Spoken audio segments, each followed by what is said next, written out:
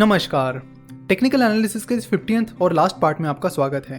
पिछले कुछ पार्ट्स में हम टेक्निकल एनालिसिस के इंडिकेटर्स की बात कर रहे हैं और आज हम बॉलिंजर बैंड्स के बारे में बात करेंगे। बॉलिंजर बैंड टेक्निकल एनालिसिस में काफी पॉपुलर चीज है। बहुत सारे ट्रेडर्स बॉलिंजर बैंड यूज करते हैं। आपने भी कई बार इसका नाम सुना होगा। तो आज हम देखेंगे कि बॉलिंजर बैंड क्या होते हैं, उनका क्या रिलेवेंस होता है और उन्हें कैसे यूज करना चाहिए।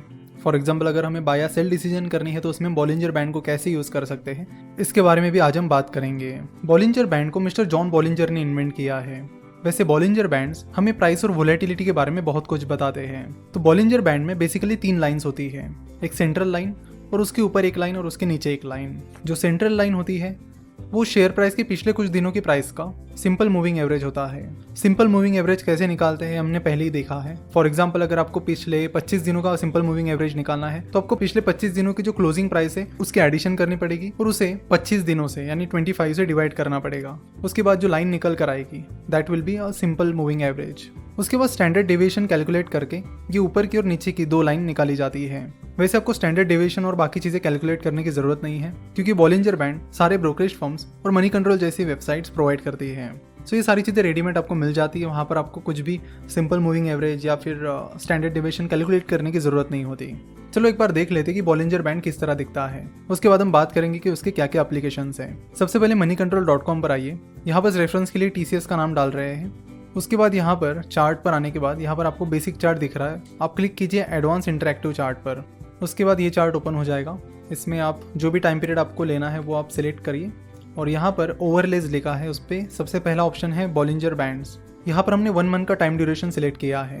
सो 1 मंथ की जो शेयर प्राइस है वो आपको दिख रही है। अब जैसे ही ओवरलेज पर जाकर पहला ऑप्शन है बॉलिंजर बैंड, उस पर हम क्लिक करते हैं तो उसके बाद ये बॉलिंजर बैंड आपको वहाँ पे दिखेगा। और जो मिडिल लाइन है वो है पिछले 1 महीने की शेयर प्राइस का मूविंग एवरेज और उसके ऊपर और नीचे 2 लाइन्स है जो कि स्टैंडर्ड डेविएशन है। स्टैंडर्ड डेविएशन हमें क्या बताता है? स्टैंडर्ड डेविएशन हमें बताता है वोलेटिलिटी के बारे में। सो आप देख रहे हो कि जो अपर बैंड है और लोअर बैंड है, ये दोनों बैंड्स शुरुआत में यानी यहाँ पर मेन सेंट्रल लाइन से यानी जो सिंपल मूविंग एवरेज लाइन है वहाँ से काफ़ी दूर थे, लेकिन बाद में धीरे धीरे ये क्लोज आने लगे। सो जब ये दोनों बैंड्स सेंट्रल लाइन से यानी सिंपल मूविंग एवरेज की लाइन से ज़्यादा दूर चले जाते हैं तो वो चीज़ हमें बताती है कि मार्केट में ज़्यादा वोलेटिलिटी है। और जब वो पास में आ जाते हैं यानी सेंट्रल लाइन के पास में आ जाते हैं तो वहाँ पे हमें पता चलता है कि वोलेटिलिटी कम है। तो इस तरह बॉलिंजर बैंड्स हमें वोलेटिलिटी के बारे में बताते हैं। तो वो शेयर फिलहाल ज़्यादा वोलेटाइल है या नहीं, ये सीधा आपको बॉलिंजर बैंड देखकर पता चल जाएगा। अब बात करते हैं एंट्री और एग्जिट पॉइंट्स की। तो जब शेयर प्राइस इस अपर बैंड को या फिर लोअर बैंड को टच करती है तो वहाँ से आपको एंट्री और एग्जिट पॉइंट के बारे में पता चलता है। अगर शेयर प्राइस लगातार इस अपर बैंड को टच करती है तो उससे हमें पता चलता है कि वो स्टॉक ओवरबॉट हो गया है और उसमें सेलिंग प्रेशर कभी भी आ सकता है, जिससे आपको ये इंडिकेशन मिलता है कि आप उस शेयर को बेच सकते हो।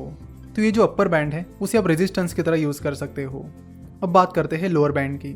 तो अगर शेयर प्राइस लगातार इस लोअर बैंड के आसपास आ रही है और उसे टच कर रही है तो उससे हमें पता चलता है कि उस स्टॉक को बहुत ज़्यादा बेचा गया है, जिससे उस स्टॉक में बाइंग अपॉर्चुनिटीज़ बन सकती है और वो स्टॉक ऊपर जा सकता है।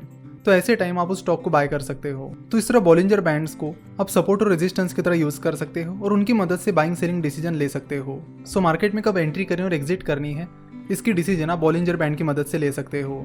जनरली ज़्यादातर शेयर प्राइस की एक्शन जो होती है वो इस बैंड्स के बीच ही होती है।